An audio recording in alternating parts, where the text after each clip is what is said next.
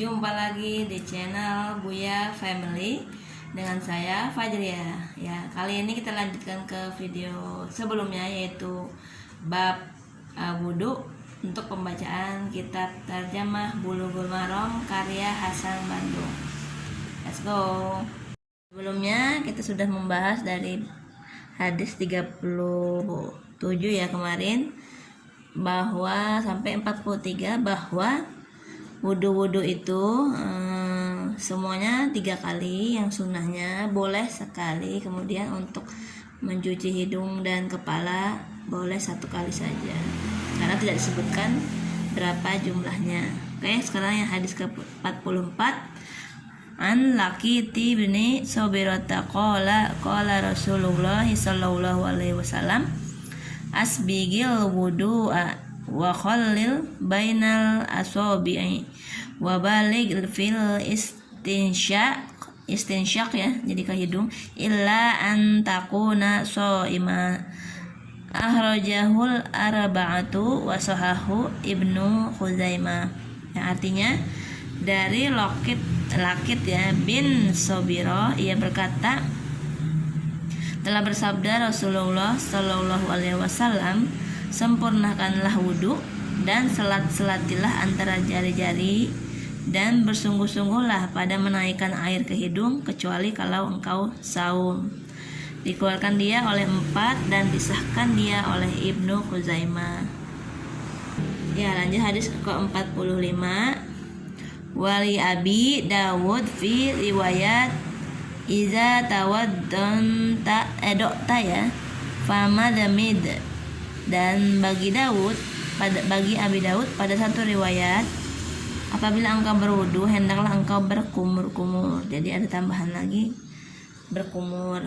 Kemudian dari hadis 46, an Utsman annan Nabiyya sallallahu alaihi wasallam kana yukhallilul hiyatahu fil wudu'i, akhrajahu Tirmizi wa sahahu Ibnu Khuzaimah. Dari Utsman bahwa Nabi sallallahu alaihi wasallam adalah menyelat-nyelati janggutnya waktu berwudu, dikeluarkan dia oleh Tirmizi dan disahkan dia oleh Ibnu Khuzaimah. Selat-selatin mungkin maksudnya diselah-selahkan tangan kita yang basah di antara janggut dan tadi yang ada 44 antara jari, supaya benar-benar tidak ada yang kering atau harus basah semua sampai sela-sela jari. Keterangannya ialah hadis Utsman itu dilemahkan oleh Ibnu Ma'in. Berkata Ahmad, tidak ada satupun hadis yang sah tentang menyelat-nyelati janggut. Kemudian perintah di dalam hadis Laqit itu bukan perintah wajib, hanya sunnah, karena wajib itu ialah apa-apa yang tersebut di dalam Al-Quran. Lihat keterangan hadis ke-37 hingga 41, berarti yang hadis Laqit tadi.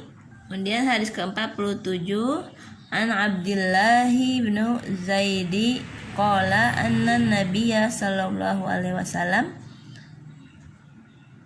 utiya bisulusai muddin faja'ala yadaluku zira'ai, akhrajahu Ahmad wa sahahu Ibnu Khuzaimah. Dari Abdullah bin Zaid, ia berkata, sesungguhnya dibawakan kepada Nabi air 2/3 mud, lalu ia gosok 2 lengannya, dikeluarkan dia oleh Ahmad dan disahkan dia oleh Ibnu Khuzaimah. Keterangan yakni yang pertama, maksudnya bahwa Rasulullah sallallahu alaihi wasallam pernah berwudu dengan air 2/3 mud, dan di dalam berwudu itu Rasulullah ada menggosok 2 lengannya. Yang kedua, cuci 2 lengan itu wajib, tetapi menggosoknya hanya sunnah. Lihat keterangan, balik lagi ke hadis 37-41. Semua sebenarnya intinya bagian dari wudu, hanya caranya yang dengan menggosok ialah hanya sunnah seperti itu. Kemudian hadis ke-48, wa anhu annahu ra'an nabiyya sallallahu alaihi wasallam ya'khudhu li uzunaihi ma'an ghairal ma'il ladzi akhadhahu li ra'si, akhrajahul Baihaqi wa huwa inda Muslim min hadzal wajhi bilafzi wa masaha bi ra'sihi bima'in ghairi madli yadayhi wa huwal mahfuz.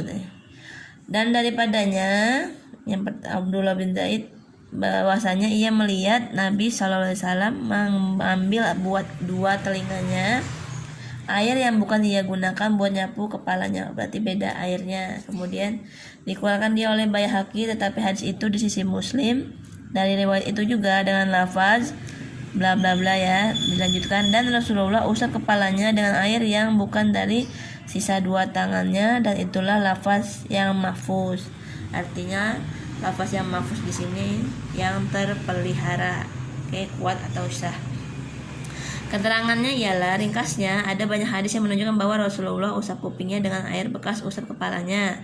Tetapi oleh sebab hadis ke-48 itu menerangkan bahwa Rasulullah pernah usap kuping dengan air baru, maka dua-dua macam itu boleh digunakan. Jadi terserah kepada teman-teman mau pakai yang langsung dari kepala ke telinga atau langsung atau air baru dan diambil langsung usap ke telinga, seperti itu. Yang kedua, kata ulama-ulama, hadis yang dikatakan tersebut dalam Muslim itu kami tidak bertemu padanya, tetapi maknanya sahih, itu kuat ya, seperti yang disebutkan dalam footnote nomor 2 ya, ini mahfuz, terpelihara ya. Kemudian lanjut ke hadis 49.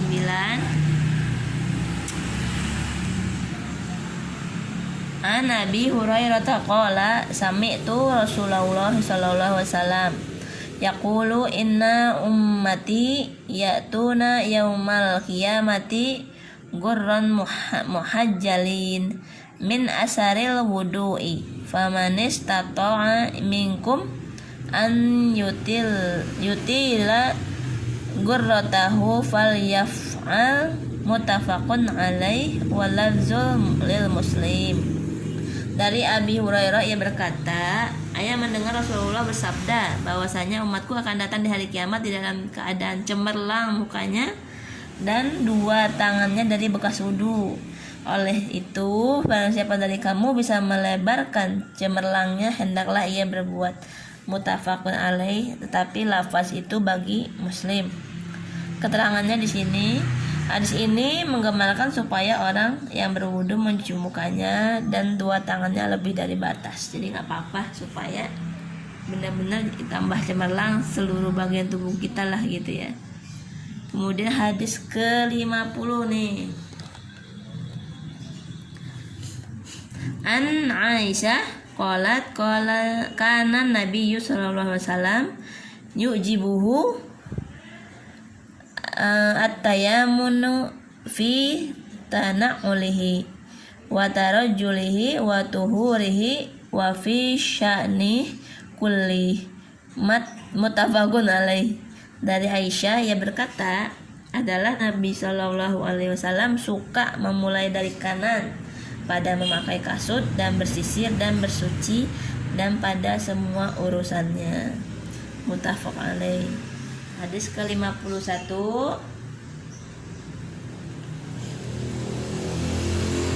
Oke. An Abi Hurairah qala qala Rasulullah sallallahu alaihi wasallam iza tawaddatum fabda'u bima yaminikum, akhrajahul arba'ah wa sahahu Ibnu Khuzaimah.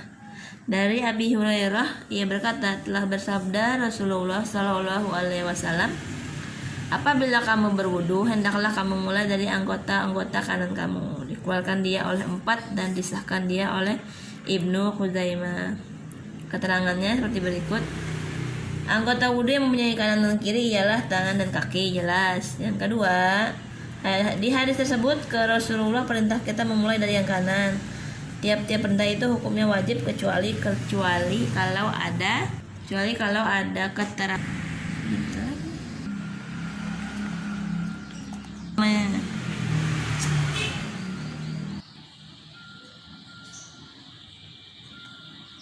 Dipalingkan daripadanya wajib kepada sunnah. Dan riwayat-riwayat yang menerangkan Ali dan Ibnu Abbas pernah mendahulukan kaki kiri dengan sengaja itu lantaran bukan hadis Nabi dan juga tidak sah, maka tidak dapat dijadikan alasan untuk boleh mendahulukan kiri. Semua pemandangan itu berlaku jika dianggap hadis ke-51 tadi betul-betul sah, tetapi dalam sanad hadis itu terdapat seorang yang bernama Amash, sedang Amash berkata bahwa dia terima hadis itu dari Abi Soleh, padahal Amash tidak pernah bertemu dengan Abi Soleh. Dari itu nyatalah Amash seorang mudalis, sedang hadis mudalis tidak dapat dijadikan alasan. Dapat dijadikan alasan ya.